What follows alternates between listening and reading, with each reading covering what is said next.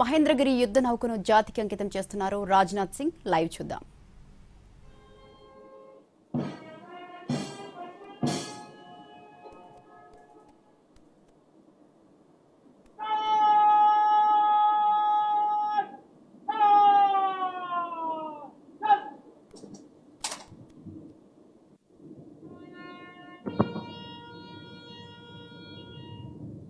Ladies and gentlemen, we proudly present to you Indian naval ship Mahendragiri. देवियों और सज्जनों, हम बड़े गर्व के साथ आपके सामने प्रस्तुत करते हैं भारतीय नौसैनिक जहाज INS Mahendragiri. May I request all guests to please take your seats now.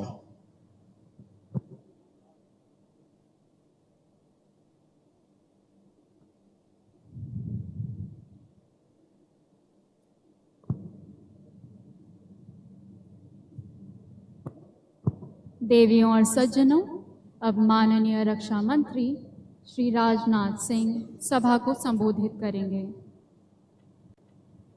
महोदय.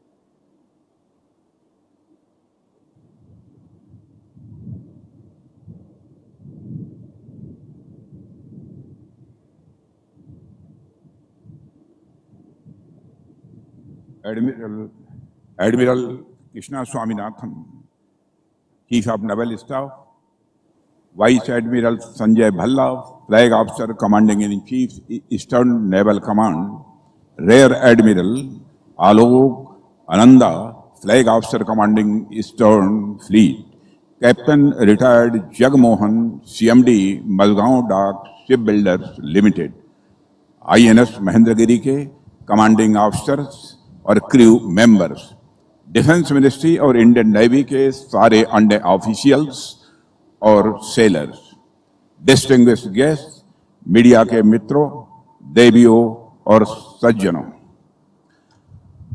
सबसे पहले तो मैं बधाई देना चाहता हूं अपने navy chief admiral Krishna Swaminathan को, क्योंकि उनकी नियुक्ति एज ए नेवल चीफ के रूप में होने के बाद पहली बार मैं किसी कार्यक्रम में शामिल हुआ हूं और आज एडमिरल कृष्ण स्वामीनाथन को बोलते हुए और हिंदी में बोलते हुए पहली बार हमने सुना है. देवियों और सज्जनों, मैं कह सकता हूं एडमिरल कृष्णा स्वामीनाथन को सुनने के बाद यदि मुझे कोई कहे कि इनकी स्पीच के बारे में आप रेटिंग करिए तो मैं ये कहूंगा एक्सलेंट.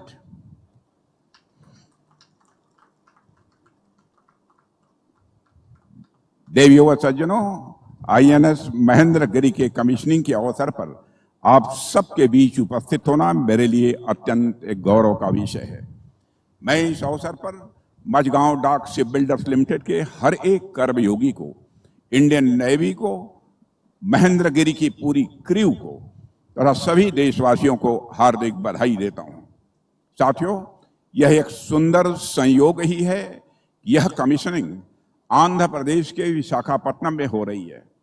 विशाखापट्टनम हमारी ईस्टर्न नेवल कमांड का मुख्यालय तो है ही, साथ ही भारत की समुद्री शक्ति के सबसे स्ट्रांग पिलर्स में से एक है. और सिर्फ विशाखापट्टनम ही नहीं बल्कि पूरा आंध्र प्रदेश अपने आप में प्राइड एंड वेलर की भूमि रहा है. आज भी आंध्र प्रदेश अपनी लीगेसी को बरकरार रखे हुए है. आंध्र प्रदेश आज भारत की डिफेंस एवं एरोस्पेस मैन्युफैक्चरिंग का एक नया पावर हाउस बनकर उभरा है. अभी कुछ ही सप्ताह पहले मुझे आंध्र प्रदेश के मुख्यमंत्री श्री चंद्रबाबू नायडू जी के साथ इसी राज्य में प्रोजेक्ट्स की एक ऐसी सीरीज की नींव रखने का सौभाग्य मिला जो आने वाले दशकों में भारत की तस्वीर बदल देगी. पुट्टापार्थी में हमने एडवांस मीडियम कम्बैट एयरक्राफ्ट यानी एमका के core integration and flight testing centre की आधारशिला रखी. एमका भारत का अपना 5th जनरेशन फाइटर एयरक्राफ्ट है, जिसके पास पलक झपटे ही शत्रु का विनाश कर देने की पूरी क्षमता होगी. उसी दिन यहीं विशाखापट्टनम के पास अनाकापल्ली डिस्ट्रिक्ट में भारत डायनामिक्स लिमिटेड के एक नए नेवल सिस्टम मैन्युफैक्चरिंग फैसिलिटी की भी हमने नींव रखी है, जहां ऑटोनमस अंडर वाटर व्हीकल्स बनेंगे, टारपीडोज बनेंगे, under water counter measure system बनेंगे, यानी वे वेपन सिस्टम जो कभी हम विदेशों से इंपोर्ट करते थे अब हमारे अपने वायुजक के पास बनेंगे। देवियों और सज्जनों, और मैंने उस समय कुर्नूल में 8 ड्रोन कंपनीज के एक कंसोर्शियम द्वारा एक ड्रोन सिटी की स्थापना की भी बात की थी। जैसे हम लोग सूरत को डायमंड सिटी कहते हैं, बेंगलुरु को देश की सिलिकॉन वैली कहते हैं, वैसे ही एक दिन मैं मानता हूं कि यह क्षेत्र देश का ड्रोन हब के रूप में जाना जाएगा। देवियों सज्जनों, आप संयोग देखिए, आकाश में अमका, समुद्र की गहराई में बीडीएल के नेवल सिस्टम्स, अनमैन्ड डोमेन में कुर्नूल के ड्रोन, और आज समुद्र की सतह पर आईएनएस महेंद्रगिरी। यानी कि आज आंध्र प्रदेश हवा, पानी, जमीन और अनमैन्ड डोमेन हर क्षेत्र में भारत की रक्षा शक्ति में अपना कंट्रीब्यूशन दे रहा है। मैं इसके लिए आंध्र प्रदेश सरकार को और यहां की जनता को अपनी तरफ से हार्दिक बधाई देता हूं।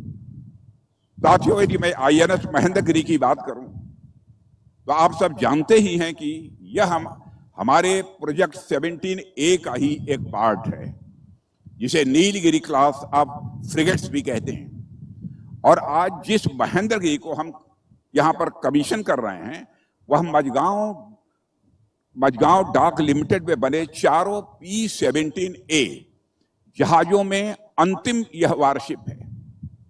यानी यह शिप एमडीएल की श्रृंखला का एक समापन रत्न है।